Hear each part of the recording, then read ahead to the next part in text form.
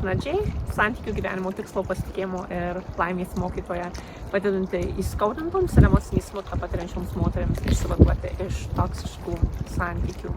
Šiandieną aš esu prie savo mėgstamiausio Moraine ežero, kuris čia yra Banff nacionalinėme parke, Albertos valstijoje, Kanadoje. Linkėjimai iš čia ir iki. Sveiki! Šiandien noriu pratęsti temą apie narcisistinių santykių žodynėlį ir pakalbėsime apie šmeižto kampaniją ir narcizų skraidančias beždžionėlės. Flying monkeys. Antroje video paskaitos dalyje duosiu 8 patarimus, kaip atlaikyti šmeižto kampaniją ir nepalūžti šiuo labai sudėtingu laikotarpiu. Tie, kurie dar neužsiprenumeravote mano kanalų Verta meilės, prašau padarykite tai dabar ir padėkite mano kanalui augti. Taigi, kas iš tikrųjų yra šmeižto kampanija ir kodėl ji taip dažnai pasitaiko narcisistiniuose santykiuose? Šmeižto kampanija paprastai vyksta tuomet, kuomet santykiai jau eina į pabaigą ir narcizas nori santykius su jumis pabaigti, arba jeigu jūs esate ta, kuri pasakote narcizui, kad jūs daugiau jau nematote jūsų kartu ir norite iš santykio atsitraukti. Šmeižto kampanijos tikslas yra gana aiškus ir paprastas. Narcizas nori nupiešti jūs kaip blogietę, kaip tą, kuris sugriovė santykiai, kaip tą, kuri jį labai nuvylė, įskaudino ir išdavė. Jis nori tiesiog išeiti iš santykio kaip nuskriaustoji pusė, kaip vargšė auka arba kaip didysis nugalėtojas. Šmeižto kampanija iš esmės yra būdas narcizui tiesiog išvengti atsakomybės už savo netinkamus veiksmus, pasirinkimus ir savo toksišką elgseną, kuri ir sugriovė jūsų santuoką arba jūsų santykiai. Galima išskirti keletą šmeižto kampanijos tipų. Pirma, tai yra tyčinė provokacija, po kurios ir seka šmeižto kampanija. Narcizas, žinodamas, kad jūs jau esate pasiruošusi atsitraukti iš santykio, arba jeigu jis ruošiasi jūs palikti, labai intensyviai provokuos jūsų pyktį. Jis bus ypatingai priekabus, žemins jūs, menkins jūs, manipuliuos jumis, tiesiog spaudys jūsų mygtukus, kol jūs pagaliau pratrūksite pykčiu ar ašaromis, isterija ir tuomet darys viską, kad aplinkiniai sužinotų apie jūsų taip vadinamą nervinį priepuolį, apie jūsų ašaras, apie jūsų pyktį. Narcizas dažnai sugeba labai subtiliai apšmeižti jūs, sakydamas į kitus, kad jis jūs myli, jis dėl jūsų labai pergyvena, bet jisai mano, kad jums yra reikalinga profesionali pagalba, nes jūsų isterijos priepuoliai darosi nepakeliamai sunkus, skaudina jį ir griauna jūsų santykius. Aplinkiniai gaila, bet dažnai ir patikite narcizo sukurta istorija ir jums net nežinant to, jau nusipiešia tam tikrą paveikslą apie jūs, kad tarkim su jumis kažkas negerai, kad jūs nesugebate suvaldyti savo pykčio, kad jums yra reikalinga profesionali psichoterapeuto ar psichologo pagalba. Ir tuo atveju, jeigu jūsų santykis pasibaigia, jisai sugriūna, kai kurie žmonės pateisina narcizą ir galvoja, kad santykiui būtent ir atėjo pabaiga dėl to, kad jūs nesugebėjote tvarkyti su savo pykčiu ar isterijom. Čia tik tai tam tikras pavyzdys, o jų galėtų būti kur kas daugiau. Antrasis šmeižto kampanijos tipas yra jūsų paslapčių ir silpnybių iškėlimas į paviršių.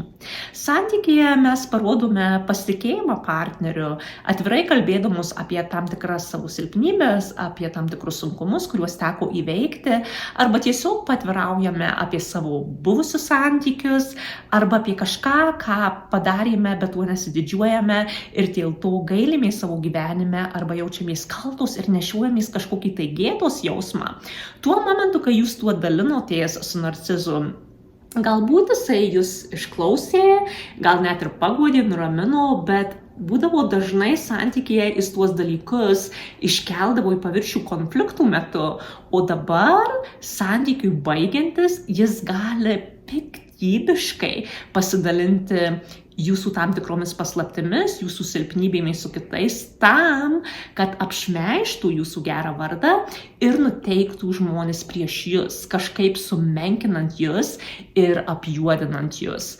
Absoliučiai viską, ką narcizas žino apie jūs, jis panaudos savo naudai ir jūsų nenaudai.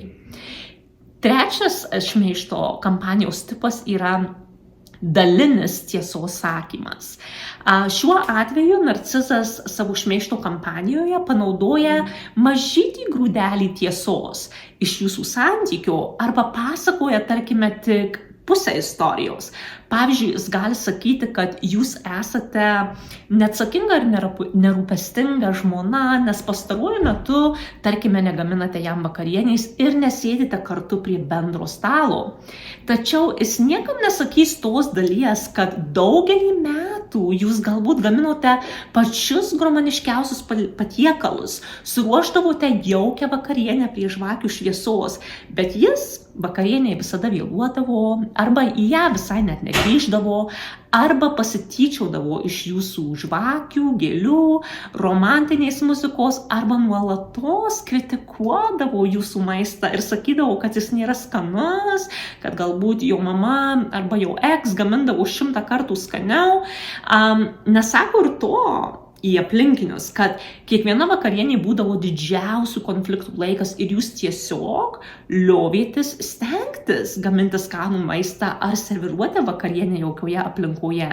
Ne, jis visos tos dalies nepasakos. Jis tik pateikia tą faktą, kad jūs tokia neatsakinga, jūs tokia nerūpestinga, jūs net nesugebat pagaminti vakarienės ir net neatsisėdate su juo prie vieno stalo. Ir jis nupieš jūs kaip tą nemylinčią, šaltą, nerūpestingą ir abejingą jo atžvilgių moterį.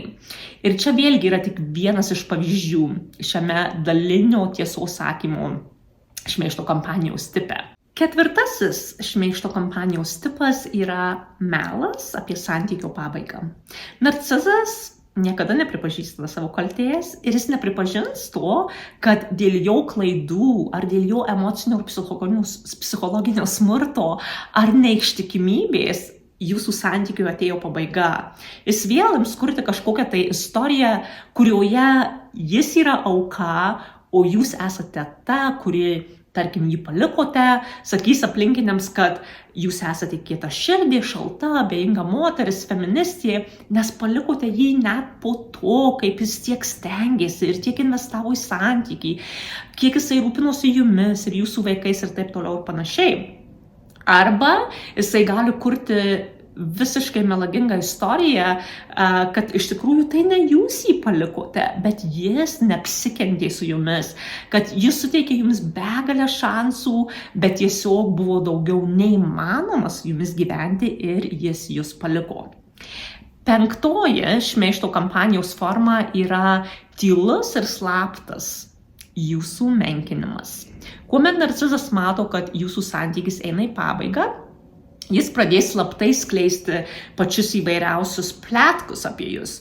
Jums nežinant, ims skųstis savo ir jūsų tėvams, draugams, kolegoms, bendruomenės nariams, kaimynams apie tai, kad jūsų santykis pasidarė labai sudėtingas, nepakeliamai sunkus dėl jūsų kaltės, dėl jūsų tam tikrų neišmintingų pasirinkimų. Jis sakys, kad iš tikrųjų tai jis jūs labai myli, bet deja, jisai pakeisti jūsų negali. Taigi, jis vaikščios aplinkui ir skųsis visiems apie jūs ir pripratins tuos aplinkinius žmonės prie minties, kad jūs esate problema santykyje ir tada, kai santykiui jau ateina visiška pabaiga, narcizui yra tiesiog lengva pratęsti savo tą išgalvotą istoriją nuo tos vietos, kur tą pasakojimą jisai pabaigė ir pasakyti, kad taip, aš iš tikrųjų stengiausi, bandžiau išgelbėti šį santykį, bet dėja, dėl jos pasirinkimų, apie kuriuos aš jau anksčiau kalbėjau, santykiui būtent atėjo pabaiga. Kadangi žmonės iš narcizo girdėjo vėl ir vėl, kad jūs esate problema santykyje, kad jis tiek daug stengiasi, santykiui pasibaigus jie dažnai patiki juo ir mato jį kaip auką. Jo tylioji šmeižto kampanija puikiai suveikia ir jis sugeba jūsų artimuosius ir draugus paversti į skraidančias beždžionėles, kurios dabar palaiko jį, o ne jūs. Ir trumpai pakalbėkime apie tas skraidančias beždžionėles. Kas jos tokios? Tuos žmonės, kurie palaiko narcizą, narcisistiniuose santykiuose mes vadiname skraidančiomis beždžionėlėmis. Todėl, kad jos klausosi narcizo, o tada bando tam tikrą žinią nuskraidinti jums, perduoti jums. Tada, kada tie žmonės šnekasi su jumis, jūs kažkuo tai patviraujat, kažkuo tai pasidalinat, tada jie tą jūsų žinią neša atgal narcizui. Tada iš narcizo kažką išgirsta ir vėl neša atgal jums. Ne? Tai yra tai, kad jie tuos pasisakymus nešioja nuo narcizo prie jūsų, nuo jūsų prie narcizo, tai bandydami jūs įtikinti, kad tai jis. Narcizas yra vargšiauka, kad be reikalo jūs nesuteikite jam dar kito šanso, kad be reikalo jūs bandote jį palikti, kad jūs tikrai pati turėjote problemą, kad jums yra reikalinga pagalba ir gal dar jūs sugrįšite pas jį. Labai liūdna, kad narcizas sugeba užverbuoti didelį būrį skraidančių beždžionėlių, kurios tęsia narcizo darbą. Gali būti taip, kad jau jūsų santykiui kaip ir atėjo pabaiga ir jau jūs su narcizu kaip ir nepalaikote tokio artimo ryšio, ne? Galbūt jūs jį jau palikote ir su juo nebendraujote, todėl jis neturi to tiesioginio prieimo prie jūsų, bet kas turi tą prieimą? Tai yra tos skraidančios beždžionėlės, tai yra jūsų šeimos nariai, kolegos, draugai, kurie patikėjo narcizo šmeižto kampaniją ir dabar jis bando versti abejoti savimi, pasėja jumyse kaltės ir gėdos jausmą, menkina jūs, nepripažindami jūsų skausmo, nuvertindami jūsų patyrimus ir jūsų emocijas. Tai vienas iš pačių sudėtingiausių etapų, išsilaisvinant iš narcisistinių santykių. Jeigu jūs įveiksite šį etapą, šią narcizo šmeižto kampaniją ir visas tas skraidančias beždžionėles, tai jūs įveiksite ir visus kitus etapus.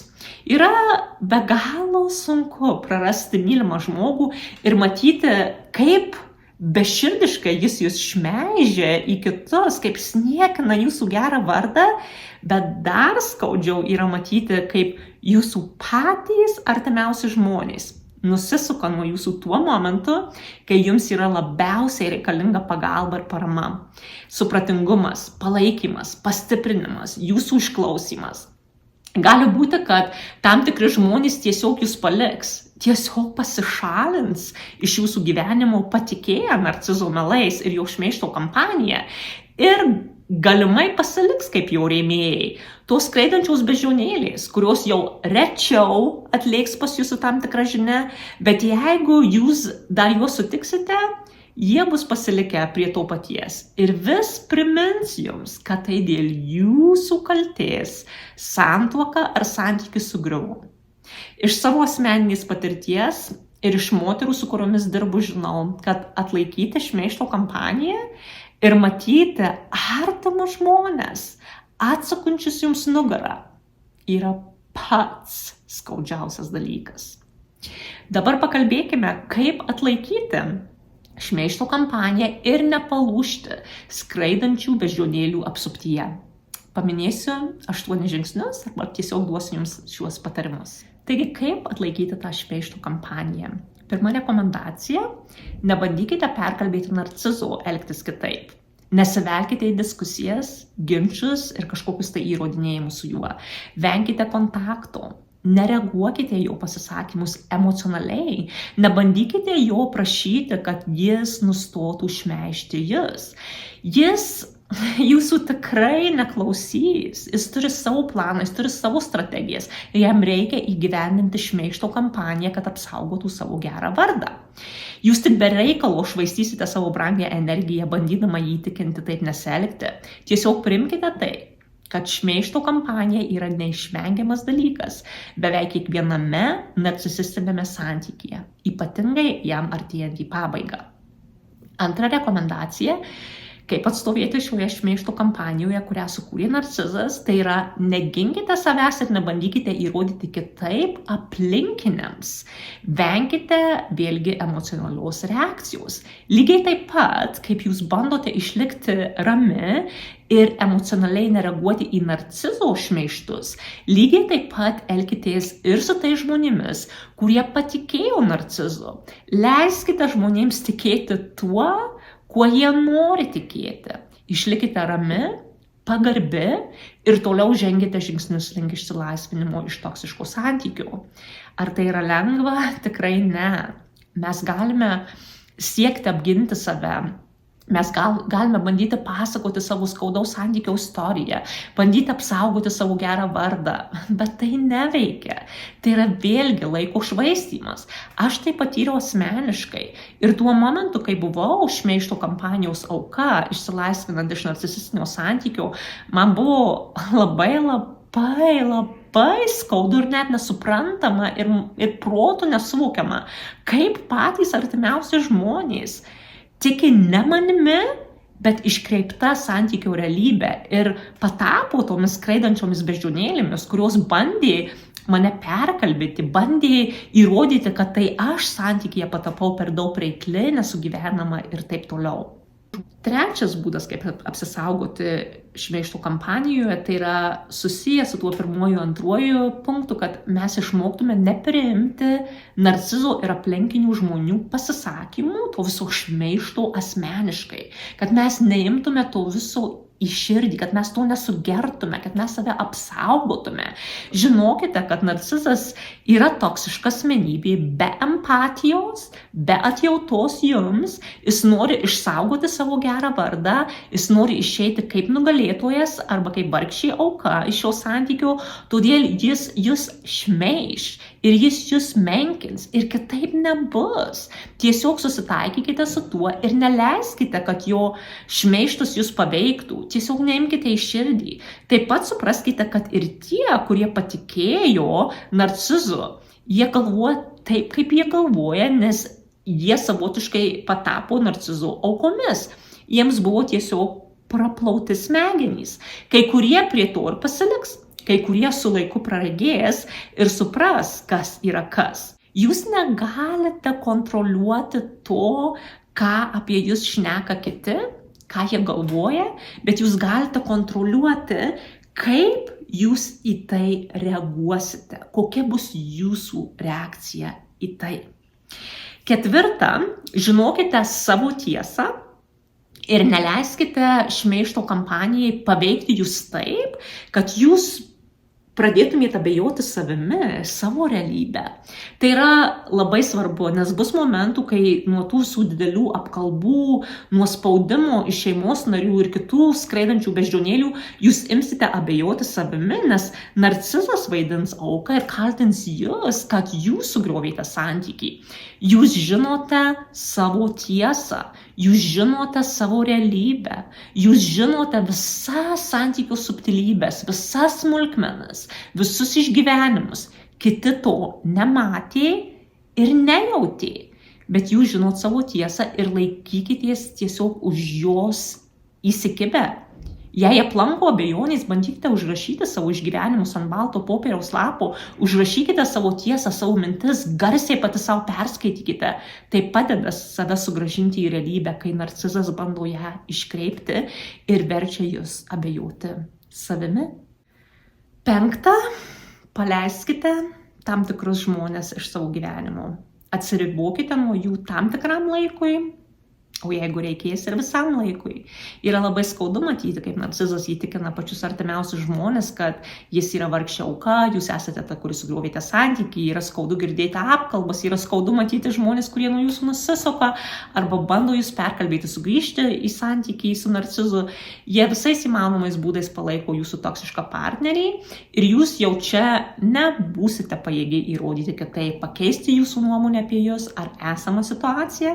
Todėl šiuo atveju būtų protingiausia tiesiog atsiriboti nuo tų žmonių kuriam laikui, taikyti taip vadinamą limited contact, tai yra tą limituotą bendravimą, limituotą kontaktą, bendrauti kuo mažiau ir nubrėžti labai aiškias ribas, pasakant, kad jūs daugiau su jais nenorite analizuoti jūsų santykių, kad jūs nenorite jų patarimų ir jūs tiesiog prašote gerbti jūsų pageidavimą. O jeigu ne, tada jūs jiems pasakote, kad turėsite nuo jų atsiriboti kuriam laikui arba jūsų bendravimas ir jūsų draugystė nutruks visam laikui, jeigu jie negerbs jūsų prašymo. 6. Ieškokite profesionalios pagalbos. Išsilaisvinimas iš toksiškų santykių yra labai skaudus ir yra labai sudėtingas etapas, o narcizo šmeižto kampanija ir jo užverbuotos skraidančios beždžionėlės tik dar labiau pasunkina tą visą procesą. Todėl yra rekomenduotina šiuo laikotarpiu būtinai ieškoti profesionalios pagalbos. Tai yra pradėti lankytis pas psichologą, terapeutą ar coacherį, kuris išmano emocinį ir narcisistinį smurtą, nes kitu atveju jūs negausite naudos, kuris išmano ir gali būti jums didelė parama šiuo sudėtingu etapu.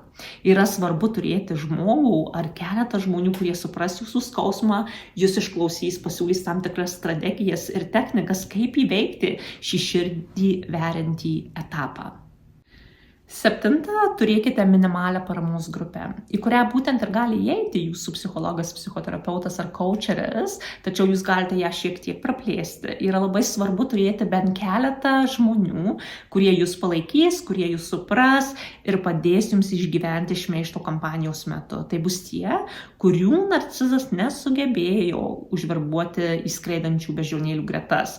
Galbūt tai bus keletas šeimos narių, galbūt jūsų draugė ar kolega.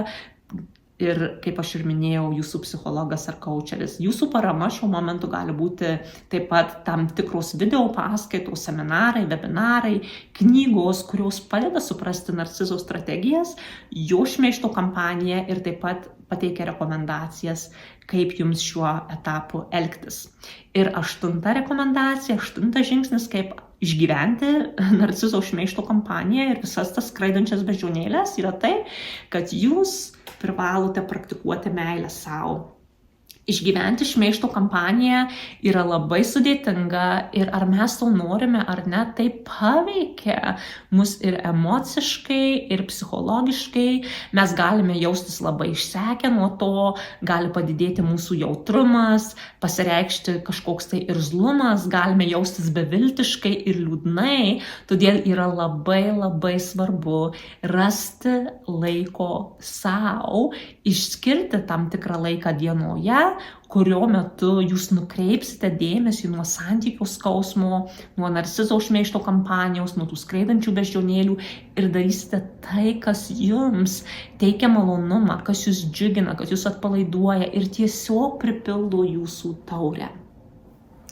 Atlaikyti narcizo šmeižto kampaniją yra labai sunku, tačiau tikrai įmanoma. Yra reikalinga būti tam pasiruošus ir pasikaušius tai įveikti. Šis etapas jums taip pat atskleis, kas yra kas. Tam tikri žmonės dėja, bet atsisijos iš jūsų gyvenimo. Tam tikri žmonės parodys jums atjautą ir paramą ir jūsų santykis su jais tik dar labiau sustiprės. Būkite stipri. Žinokite savo kaip nuostabios ir nepakartojamos moters vertę. Prašykite pastiprinimo ir vedimo iš viešpaties. Žinokite savo tiesą ir jūs įveiksite šitą etapą. Jūs įveiksite tą narcizo šmeižto kampaniją. Jeigu norėtumėte su manimi dirbti santykių srityje, jeigu norite atstatyti savo vertę, išmokti nubrėžti aiškias ribas, jeigu norite padrąsinimo išsilaisvinant iš toksiškų ir narcisistinių santykių ir norite rasti būdus, kaip sugyti jam pasibaigus ir atversti tiesiog naują gyvenimo etapą, susisiekite su manimi, rašydamos man į mano elektroninį paštą, mano Instagramos ar Facebooko Messengerio paskyrą. Ir mes galėsime susisiekti konsultacijai.